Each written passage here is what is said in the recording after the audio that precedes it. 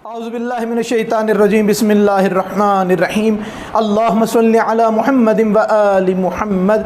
मेरे तमाम सुनने और देखने वाले मोमिनीन और मोमिनात को मेरी तरफ से मेरे चैनल नातिक़ कुरान की जानिब से अस्सलामु अलैकुम। आज फ़ज़ीलत वज़ू के हवाले से दूसरा हिस्सा आपके पेश खिदमत है।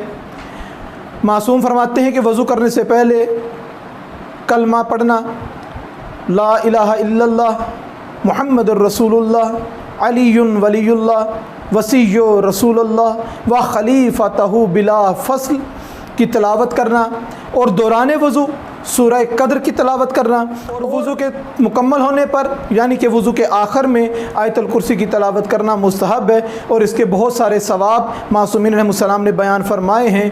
मासूम फरमाते हैं कि जो पानी वज़ू करने वाला वज़ू में इस्तेमाल करता है, अपना चेहरा धोता है, अपने दाएं बाएं हाथों को बाजू को धोता है और वो जब वज़ू करता है तो उसके जो पानी के कतरे ज़मीन पर गिरते हैं, परवरदिगार हर कतरे के एवज़ एक फ़रिश्ता खल्क़ फरमाता है जो वज़ू करने वाले के लिए क़यामत तक इस्तग़फ़ार करता रहता है। मासूम फरमाते हैं कि खाने से पहले वज़ू करना और खाने के बाद वज़ू करना मुस्तहब है, अमल है। से पहले वज़ू करना फ़क्र को दूर करता है, खाने के बाद वज़ू करना दीवानगी और पागलपन को दूर करता है। वज़ू कैसे करना है, इसके लिए जो सबसे पहले मुकद्दमा और जो शर्त है वो ज़र्फ़ या वो बर्तन जिसमें वज़ू का पानी लिया जाता है, सबसे पहले इस पे गौर करना चाहिए कि वो बर्तन ऐसा होना चाहिए जिसमें वज़ू का पानी लेकर वज़ू करना मेरे लिए ठीक है। इसका मतलब क्या, बर्तन गस्बी ना हो, बर्तन नजिस ना हो, सोने चांदी का बना हुआ ना हो।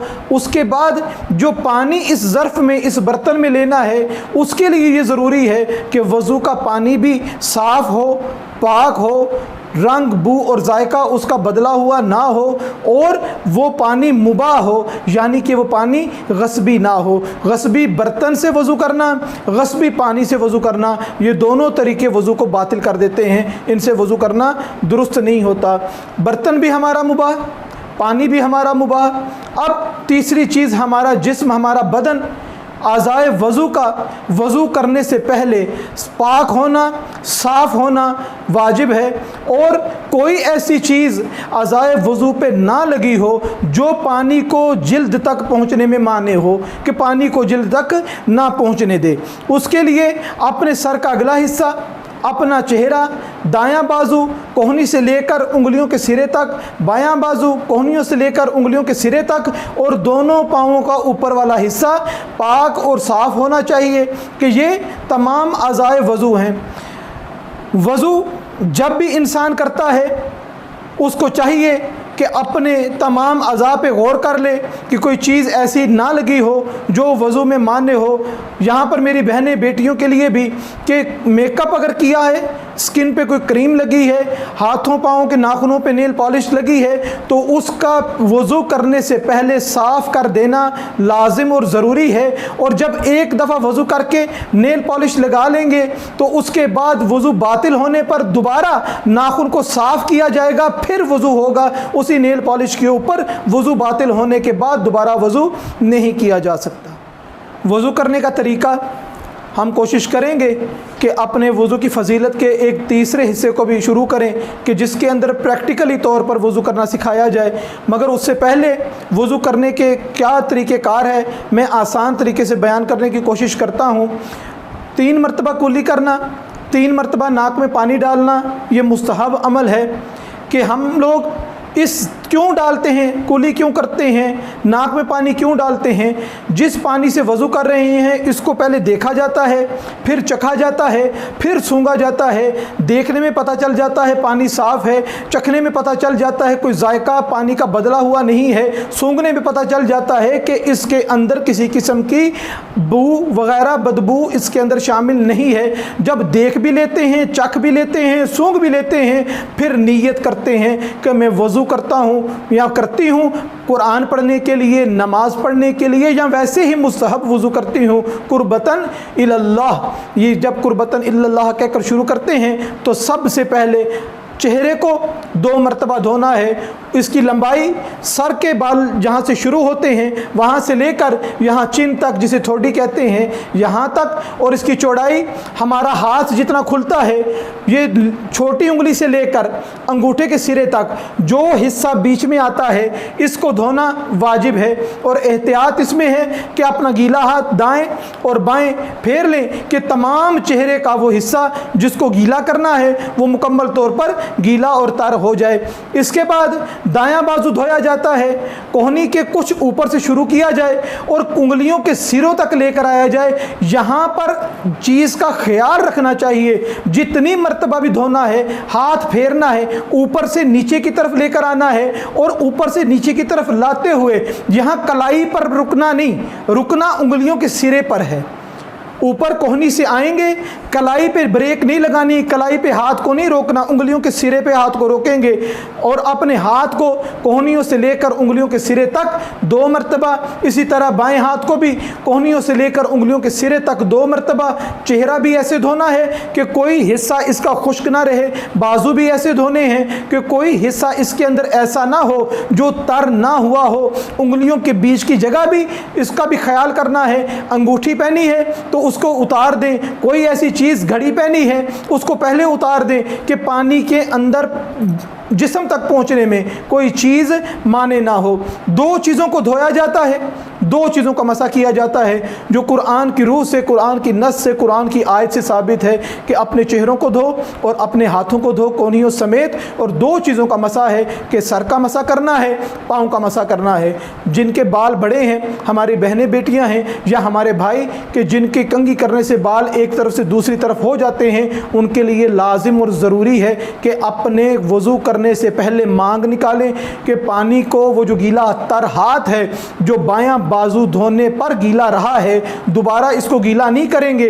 उसी तरी से जो बायां बाजू को 2 दफ़ा धोने के बाद जो तरी रह गई हाथ के ऊपर, उसी तरी को हमने अपने सर की स्किन तक, जिल्द तक पहुंचाना है। बालों के ऊपर मसा नहीं किया जाएगा। हाँ, अलबत्ता वो कि जिनके बाल बहुत छोटे हैं, जो कंघी करने से मुड़ते नहीं और जिनकी लंबाई बहुत छोटी है, जैसे कोई मिसाल के तौर पे कोई मशीन वगैरह फिरवा लेते हैं, मोटी मशीन होती है और बाल जो होते हैं बिल्कुल छोटे होते हैं, तो वो उन्हीं बालों के ऊपर मसा कर सकते हैं। मसे की लंबाई कितनी होती है? मसे की लंबाई 1 उंगली जितनी लंबाई होती है और चौड़ाई 1 उंगली जितनी, कि ये वो एरिया है कि जिसके अंदर मसा करना चाहिए कम अज़ कम। वरना ये 3 उंगलियां जो हैं, जिनके बाल लंबे हैं, वो इस छोटे हैं, जिनके बाल छोटे हैं और वो अपने सर पे मसा करना चाहते हैं, तो इन 3 उंगलियों को 1 उंगली की लंबाई के बराबर फेरेंगे और वहाँ तक कि जहाँ तक बाल हैं उसके ऊपर ही हमें अपने हाथ को रोकना होगा। उसके बाद दाएं हाथ से दाएं पाँव का मसा, बाएं हाथ से बाएं पाँव का मसा करेंगे। और याद रखें, जब सर का मसा करें हाथ को हरकत देनी है, सर को हरकत नहीं देनी। मसा करते हुए ऊपर से नीचे हाथ लाते हुए हाथ को हरकत देनी है, सर को हरकत नहीं देनी। इसी तरीके से जब पाँव का मसा करें तो पाँव को किसी ऐसी जगह पर होना चाहिए जहां पाँव हरकत पे ना हो, ज़मीन पर हो या किसी सीढ़ी के ऊपर या किसी बेंच के ऊपर ऐसे टिका कर फिर मसा किया जाए कि पाँव हरकत में ना हो। ये तरीका है वज़ू करने का।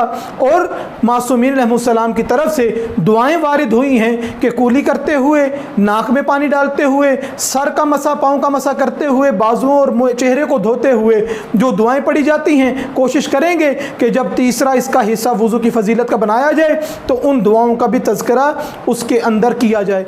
हज़रत इमाम बाक़िर अलैहिस्सलाम का इरशाद गिरामी है कि एक शख्स जनाब सरवर कायनात हज़रत मोहम्मद मुस्तफ़ा सल्लल्लाहु अलैहि वसल्लम की बारगाह में आया और बैठ गया। नमाज से फ़ारिग हो गए, तमाम अफराद चले गए, ये शख्स बैठा रहा। तो रसूल खुदा ने पूछा कि मुझे बता कि मैं देख रहा हूँ कि तू मुझसे कुछ पूछना चाहता है, अगर तू चाहे तो मैं तेरा सवाल तुझे बताऊँ कि तू क्या पूछना चाहता है। तो वो शख्स कहता है कि इससे बेहतर या रसूलल्लाह और क्या होगा कि मेरा सवाल आप ही की ज़ुबानी सुना जाए। तो उस वक्त जनाब सरवर कायनात हज़रत मोहम्मद मुस्तफ़ा सल्लल्लाहु अलैहि वसल्लम ने फ़रमाया कि तू वज़ू और नमाज के मुतल्लिक़ पूछना پوچھنا چاہتا ہے تو اے بندے خدا یاد رکھ، جب تو وضو کرنا شروع کرتا ہے، اپنے چہرے کو دھوتا ہے، تو پروردگار ہر اس نافرمانی کو معاف کر دیتا ہے جو تو نے خدا کی ہے، آنکھوں سے یا کھانے کے معاملے میں تو نے خدا کی نافرمانی کی ہے، پروردگار تیرے اس وضو کے عوض، اپنے چہرے کو دھونے کے عوض میں پروردگار تیرے ان گناہوں کو معاف کر دیتا ہے۔ جب تو اپنا دایاں بازو دھوتا ہے تو جو نافرمانیاں تو نے پروردگار کی دائیں بازو سے کی ہیں، پروردگار تیرے وضو کرتے ہوئے اس دائیں بازو کو دھوتے ہوئے تیرے وہ گناہ معاف کر دیتا ہے۔ جب تو بائیں بازو کو دھوتا ہے تو اس سے جو سرزد ہوئی ہیں نافرمانی پروردگار ان تمام نافرمانیوں کو معاف کر دیتا ہے۔ اور جب اور سر اور پاؤں کا مسح کرتا ہے تو پروردگار ہر اس نافرمانی کو معاف کر دیتا ہے جو تو نے اپنے پیروں سے کی ہے۔ پروردگار کی کوئی نافرمانی کی ہے، پروردگار تمام نافرمانیوں کو معاف کر دیتا ہے۔ نیز جناب سرور کائنات حضرت محمد مصطفیٰ صلی اللہ علیہ وسلم نے فرمایا کہ بندہ خدا جب تو وضو مکمل کر کے مصلی پہ کھڑا ہوتا ہے، نماز شروع کرتا ہے، سورہ الحمد کی تلاوت کرتا ہے، الحمد کے بعد سورہ پڑھتا ہے، کامل رکوع کرتا ہے، کامل سجدہ کرتا ہے، نماز کو تمام کرتا ہے، تو یاد رکھ پروردگار تیری پہلی پڑھی ہوئی نماز سے لے کر اب کی پڑھی ہوئی نماز کے دوران کوئی نافرمانی پروردگار اگر تجھ سے ہوئی ہے تو پروردگار تیری نافرمانی کو معاف فرما دیتا ہے، تیرے گناہ کو بخش دیتا ہے۔ اس دعا ہے کہ پروردگار ہم کو لذت عبادت عطا فرمائے، ہم کو صحیح وضو کرنے کا طریقہ پروردگار ہمیں توفیق عطا فرمائے کہ ہم اپنے وضو کو، اپنی نماز کو، اپنی قرآن کی تلاوت کو درست کر سکیں، اور وہ فرامین جو محمد اور آل محمد علیہ السلام کے ملتے ہیں، پروردگارہ ہم کو ان کے زیر سایہ اپنے تمام اعمال کو درست کرنے کی توفیق عطا فرما۔ وما علینا الا البلاغ المبین۔